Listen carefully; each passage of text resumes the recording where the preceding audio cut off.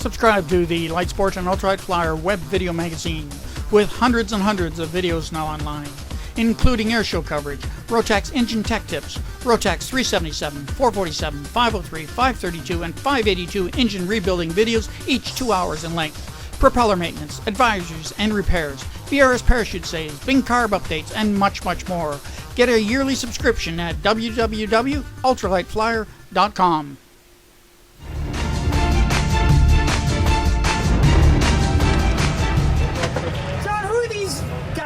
Hidden away in this airplane here? Well, this is Paul Littlebrand. He's the primary flight instructor and owner of this aircraft. It's a KitFox SLSA being operated in a flight school in Boise, Idaho, along with Dan Johnson, president of LAMA, Light Aircraft Manufacturers Association. This airplane here is being used in a flight school? Absolutely, as a tail wheel doing mountain flying proficiency up in the Idaho backcountry. The thing looks like it just came out of the showroom. Well, it's approaching its 200-hour inspection, I believe. Isn't that correct, Paul? Yeah, it is. I'm going to go ahead and talk to them then, because they know all about the airplane. You're just some guy that built it for them. That's right. Thank you. Good so afternoon. What's the story on this airplane? Well, it's a KitFox Super Sport SLSA. It's a light sport aircraft that's in a flight school in Boise, Idaho, called Glass Cockpit Aviation. We have a fleet of airplanes, but we acquired this airplane recently, not only to the fact that it's locally made and supported, but with the fact that it's got the performance to meet our needs for tailwheel instruction, mountain flying, and we can operate an airplane for our sport pilot community. Now, how did you get involved with the KitFox then? I mean, there's probably a dozen aircraft out there that you could have chosen. Growing up in Idaho, it has quite the reputation as a well-built airplane and quite the performer. And I've always aspired to own one. I've flown in them and taught in them for many years, but I could never own one and have it in a flight school until the point that we had a 100% factory-built airplane, certified airplane. Now, how have you found the airplane then? Has it lived up to your expectations? Absolutely. It keeps surprising me at every turn. I keep with a smile on my face because I'm happy with its performance and the quality of construction. So if somebody wanted to get a hold of you for some flight training in the area, where would they go? We're located in Boise, based in Boise. We'll come to you if you need us to, but we have a website, and it's glasscockpitaviation.com. And on that website is not only links to KitFox, since we're supporting their product, but also you can contact us directly with our personal emails and phone numbers. Unique to the KitFox is we have a parking brake, but it's located way up there to keep it out of your reach, so you don't happen to apply that prior to landing. Certainly true. You'd have to reach well forward to get that. If you had your shoulder straps on, you couldn't get to that. And the two levers on the side are also unique to a KitFox, is you have adjustable rudder pedals. We fly with all age groups and all sizes and shapes. And so if you need to bring the pedals closer to you because you're short-legged, myself, I'm got them all the way extended. You're pretty long-legged guy, but here I am with my knees at this point. Let me move that all the way forward now. And look how much more room that is. So that's quite a bit of adjustment. It is. Beautiful. I'm guessing that means the seats are not adjustable because the rudders are. There is an adjustment in the seat.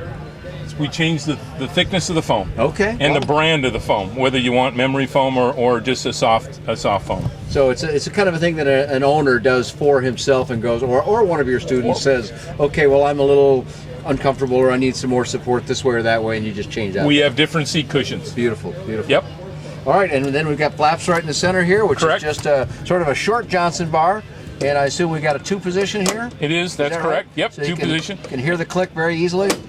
No problem there, and you can see it as well with the black knob at the top that is the detent, and that's all the way down then? And that's actually operating the flapperons. Flapperons, yes. Full span ailerons with flaps co-located with them. Okay. And the switch next to it is a electric jack screw on the horizontal stabilizer. It's a rocker switch. Yep. Yep. Well, one thing I want to add to it is this is just beautiful inside here. The paint that John is achieving is very nice. And Dave, I don't know if you can get your camera in such a way as to see this fuel indicator up here, but this is a common way to do this, but this is a really nice execution and against white so you can see it really well. That's one of the things people often forget. They look there, but it's usually confused with some other stuff. Not here. And of course, an all welded structure. I was able to use this at Paul's instruction to get in the airplane, and the entry is quite easy. The doors go forward far enough that it's easy even for us old guys to get in airplanes. Well, maybe you're not an old guy. I got gray hair too. But I'm getting up there, so. Thank you so much, Paul. We What about appreciate the it. sizes here too, guys? I mean, you are not exactly midgets. Nope, Yeah. 6'2", about 36-inch inseam, and I fit in this airplane just fine. I flew it all the way out here, 1,200 miles, sitting in the seat, so I was very comfortable. Well, and one more thing I got to add, because of the way now, of course, we're in a tail dragger, so the back end's down, so it seems a little more reclined. But the seats are very nice and comfortable with good support. So I can imagine spending quite a while in here was not a hardship duty. Nope, it's not at all. All right, thank you so much, you're Paul. welcome. We appreciate it. Thank you. Looks like you lost somebody there, Dan. Well, I did, but you know we had to because we want to show off this. I've always liked it. It's a minor thing, maybe, but nice little embroidery with the company logo and, of course, Light Sport labeled underneath it. These are some nice, comfortable seats. It feels like kind of a suede. Very nice to sit in, even on a hot day like this. But the whole, and of course, 4-point seat belts as well. And look at the size of this baggage area here. I can't even reach the back end of it. And fabric covering, so it kind of covers up some of the welded structure, so it makes a nice visual, but there's a lot of volume back there. And then I just have to sort of admire the finished quality of this. This thing is just shiny. Now I'm sure they put some elbow grease and polish into making it look quite this good. Dan, But it has 200 hours on it in a flight training environment. I know, and it's hard to believe. It looks brand spanking new, just like you said. But if you want to come around here with your camera, we'll have a look at the panel. So we've got. Are you running? Okay, we got plenty of room here. It's the doors bubble out, so you've got even more cockpit space here than it looks like, and you've got a little kind of a built-in armrest here. You can see I'm not quite touching the screen with my hand, so there's plenty of room to rest your arm when the door is closed. But then we've got a panel space. If you wanted to have two of these screens, you could, but he chose the large 10-inch. This is the sky view now with the synthetic vision on it, and you know, with all the display of instant instrumentation, and you can swap it around, do a lot of things. But Paul observed that this is done, as we heard, for folks that may have a little trouble reading that, because we are selling these things to some older folks. This screen with this display is a very easy read proposition, but you could add all the more you needed if you wanted to load it up with some more stuff. I don't know why you would. It's got everything you need, but just overall, the nice execution of the rocker switches here for all of your lights. Over here on the right side, you got push circuit breakers. It's just a nice, clean system, and if you need a little more air, you got air vents on both sides here. So as Paul points out, it is a hot, muggy day here today, and we're not moving, so the only air that's coming in here is what's blowing around. But the new addition here with these air vents that are on both sides of the cockpit is there's a NACA inlet on the side of the fuselage, which we'll look at in a second. And that's what brings in a lot of air. He says, for a student, this is a beautiful thing. He says because they're down low and they're doing a lot of stuff, and so you're not just up in the air cruising, brings in a lot of air. I know as an instructor, that student sitting over here sweating bullets anyway, so having a lot of air blow on you can make a lot of difference for a student trying to learn it all. But you've got the whole package in here: throttle in the center, choke, carb heat, flap handle, fuel selector valve, the trim rocker switch, push to talk button on top of the joystick, of course dual joysticks, dual rudder pedals, dual toe brakes, and they've got these nice big fat tires on it, so this thing's going to work well out there in some of those environments. And what kind of power are they using to power this thing? They're using the Rotax 912 ULS, the 100 horsepower variety. Got to give this thing a lot of performance, and 24 gallons on board, plus another gallon and a header tank inside the aircraft. So you got more flying time than I can handle. A good 4 or 5 hours in the air with plenty of reserve.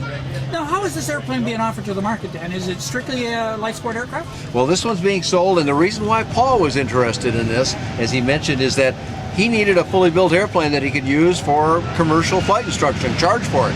Can't do that with a kit built, which this company is well known for. They've got something like 3,000 kits out there, one of the most common and popular builders in the United States. This one's a full SLSA, fully built from the factory, which means that Paul in his glass cockpit aircraft.com flight school can use this, charge for it, and can rent it to his students once they're qualified. So if we want to get more information on the airplane, Dan, where would we go? Well, we'd go look to KitFoxAircraft.com. Hard to think I need to spell that, but KITFOX aircraft.com.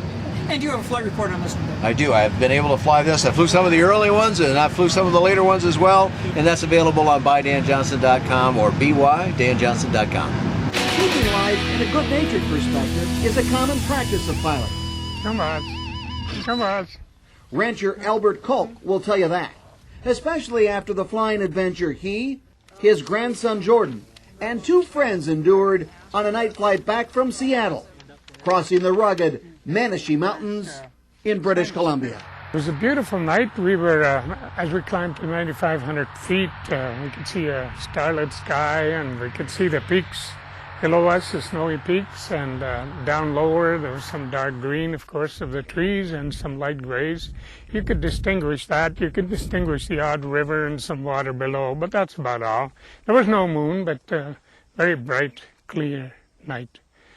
So everything was going well until something went wrong. And then he said shoot, and I remembered, and all of a sudden, just like everything kind of put it in perspective a bit. It was a lot nicer. You realize that you do have some security, some safety in that. I hollered, shoot, seatbelts, and I pulled back the power, turned off the ignition and whatever needed to be done. Then I pulled the chute. There was a little explosion, which was good to hear. It's kind of loud, but it's good to hear that explosion. But what was even better to hear, when that parachute started to deploy. And when it first starts to deploy, there's that ring above that holds it for a ways, and then it starts to deploy more and more. And that's just such a gorgeous feeling. It is holding, and we're going down on the chute, the whole airplane. And that was just such a beautiful feeling, a feeling of comfort and joy, you might say. Albert's airplane eventually floated safely to the ground, threading the needle on his way down through a small opening between some tall trees and coming to rest on a steep, sloped rock pile. We got a great landing. The parachute hooked a tree, and it brought us around really slowly and set us down on, it was a fairly steep incline, but set us down in a really nice place. There was no trees. There was trees on both sides of us, but not where we landed. It was almost the perfect landing spot. And you all walked away. Yeah, everybody got out of the plane and walked away without a bruise, without a scratch, without anything. What is your life worth? What is the life of your loved ones worth? The ones you carry, whether it's your grandson or granddaughter or child or girlfriend or wife? What's their life worth? Can you count that in dollars and cents? No way. Pull a chute, you walk away.